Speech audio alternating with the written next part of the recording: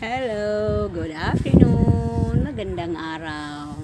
Nandito pa rin ako as usual sa rooftop. Kwentuhan muna tayo. I-share ko sa inyo ito na lang yung last na memorable memory ko doon sa Horseshoe Village, doon sa sinasabi ko sa inyong time kanila Brinyas family. Yun.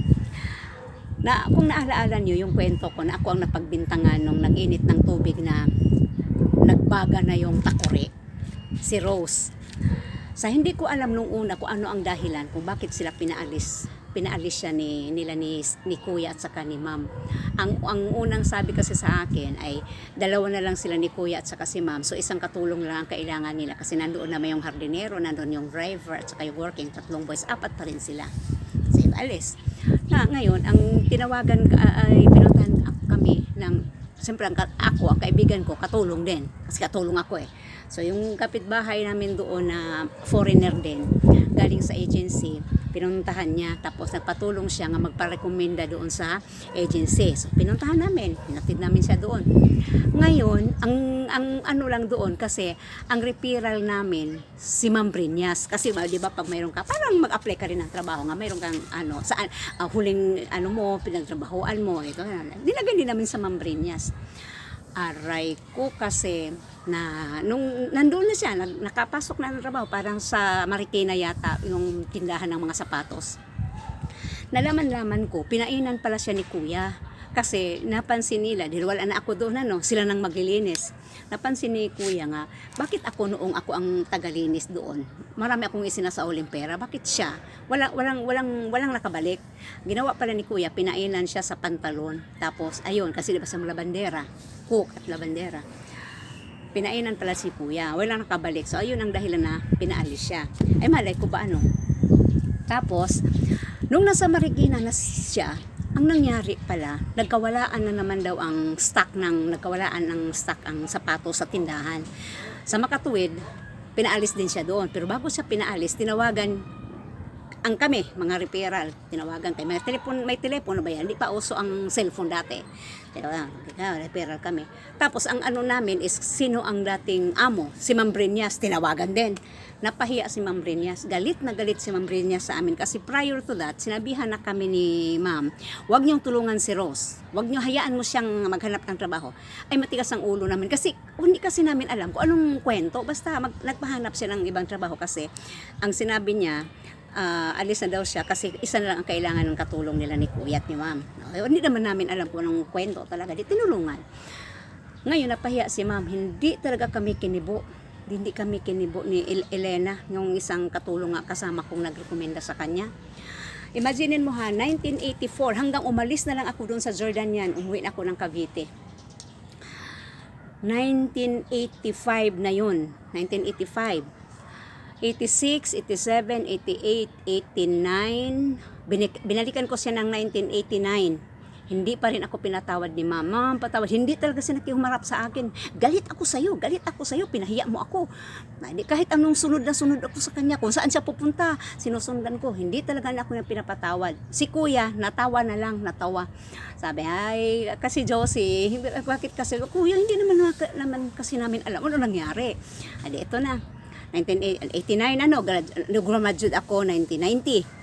1990, 91, 92, binalikan ko sa 1995. Ilang taon na yon? Mag 6 years. Binalikan ko siya 1995. Tapos ganun pa rin. Ma'am, pasensya ka na, bati na tayo. Tanong na talaga tayo. Hindi na kasi namin alam, ma'am, anong nangyayari. Ay, galit ako talaga sa'yo. Ganun. Hindi ka nakikinig sa akin. Hindi naman talaga ako nakikinig. Kasi nga, hindi ko alam ang story. Kasi sinabihan talaga niya kami, ang dalawa ni Elena nga, huwag niyang tulungan si Rose. Pero hindi namin alam ang kwento. Kawawa naman yung tao. Tinulungan namin. Hindi kami nakinig kay ma'am. Ngayon, sabi nga, di kayo nakikinig sa akin, matigas ang ulo nyo, pinahiya nyo ako, sinabi ko sa inyo, dinamay-damay nyo pa ako, tinawagan ako ng ganito, ganun. Napahiya daw siya, 1995. Alam nyo ba kung kailan ko narinig yung kanyang, oo, pinatawad lang kita, pero wag na niyong ulitin, ha? 2001. Ilang taon yun, 95? once, 1995, 6, 7, 8, 9, 10, 1. 6 years ang nakalipas. Saka ko narinig yung kanyang matamis na, oo, pinatawad na kita. Pero wag na wag niyong gagawin ulit ang ganong bagay. Doon ko napagtanto na kapag minsan tayong pinagkakatiwalaan ng isang tao, time na mawala yung tiwala na sa'yo, time na mawala yung tiwala sa'yo, masisira yung tiwala sa'yo, ang hirap-hirap ng ibalik. Diba? Imaginin mo yun. May preschool na ako. Wala pa akong that time, 2001. Yan, in KP. May in KP na ako, wala pa akong elementary that time. Preschool pa lang. Tapos sinishare ko, so sige naman patawanin mo na ako. Alam mo, mag-isa na masama ko pa yung, alam mo ma, mayroon na akong sariling preschool, gaito ganon. Sige naman patawad mo. Ang tagal-tagal na kasi ma, bati na tayo. Pero matanda na siya noon, matanda na. Sige naman, gaito. Tapos kasama ko nanay ko, kasama ko ate ko. Yan, nung nagpunta kami doon sa kanya. Sige naman patawarin mo, hindi ko na sinasadya. Tapos yung bahay niya, yung pinaka visitors area, ginawa na ring preschool. May nangupahan kasi sila na nga lang ni kuya. Ginawa niyang productive, ginawa niyang preschool, pinaupahan niya. Mga preschool lang din ang mga estudyante doon. Tapos, ito, inupahan na to, o tingnan mo, panasalan niya ako, ganito, ganon, yan, ginawa ng preschool. Bati na kami. Kasi nga, ang ano lang niya sa akin, basta wag mo nang uulitin ha, o sige, pinatawad na kita, wag mo nang gagawin ulit ha, nga, hindi ka makikinig. Sabi ko, itong tuwa talaga ako nung narinig ko no yung patawad niya. Imagine mo, 1986, narinig ko yung patawad niya, 2001. Sa yun lang na pagkakamali talaga nga, tinulungan ko yung si Rose na yun na makahanap ng trabaho. Tapos ang repair, tinawagan siya ng nagiging amo, nga ninakawan siya ng mga sapatos.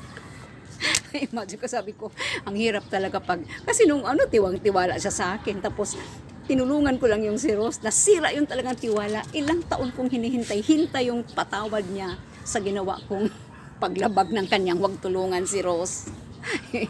Gaano ka tagal yun?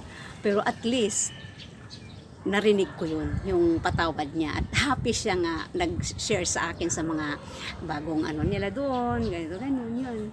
So yun ang pinaka huling alaala ko doon sa amo kong iyon, di ba? Kaya lesson or reminder na kapag tayo ay pinagkatiwalaan, pag ang tiwala ay nasa sayo, hawakan mo yun. Kasi oras na yun ay mawala. Ang hirap-hirap nang ibalik. Ang matindi doon, kung hindi na makabalik. Ang hirap kaya, nga pinagkatiwalaan ka tapos ngayon hindi ka na binabati kasi nawala ng tiwala sa'yo. Di ba? Ang hirap. Kaya sabi ko, kailangan makuha ko ulit yung tiwala ni ma'am sa akin. Kaya ang hirap pag ang tiwala mawala yung tiwala sa iyo. Ang hirap-hirap. Okay? Lesson. Bye. Next time, ang pag-usapan natin yung nandito naman ako kasi umalis na ako sa Jordania na that time. Umalis ako kay ma'am. Dito naman ako nakibaka sa bandang Cavite na naman. Nag-aaral na ako that time. Pero sa pag-aaral ko, may mga challenges din na nasagupa nung nag-aaral na ako, na dito na ako. Okay? Bye-bye!